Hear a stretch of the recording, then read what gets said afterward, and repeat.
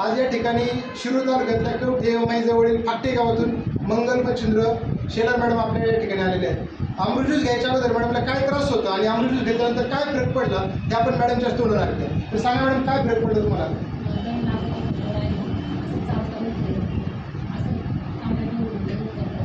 Okay, म्हणजे मॅडमला दम लागत होता, अस्थमाचा त्रास होता, चालता येत नव्हतं, तांब्या भरून जर घेऊन चालले तरी दम लागायचा. 10 वर्ष मॅडमला दम्याचा त्रास आहे. गोळ्या वगैरे चालू होत्या? 10 वर्ष गोळ्या खात होते. गोळ्याने काय फरक पडला? पुन्हा त्रास व्हायचा. पंप वगैरे चालू होता? किती वेळा वाढायचे दिवसातून? दम्याचा पंप दिवसातून 10 वर्षापासून 2-3 वेळा व्हायचा. आता किती वेळा वाढत आहे? म्हणजे मॅडम आता पंप ओढतच नाही. जर चुकून त्रास झाला तर एखाद्या वेळेस ओढतो.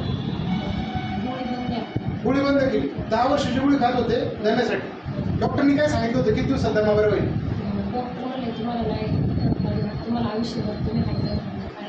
बापरे, म्हणजे डॉक्टरनी सांगितलं की तुम्हाला फरक पडणार नाही, तुम्ही जोपर्यंत जिवंत आहे तोपर्यंत तुम्हाला गोळी खायला लागेल. आणि अमृत ज्यूसने किती दिवसात गोळी बंद झाली? वा वा वा, जोरदार मंडळी.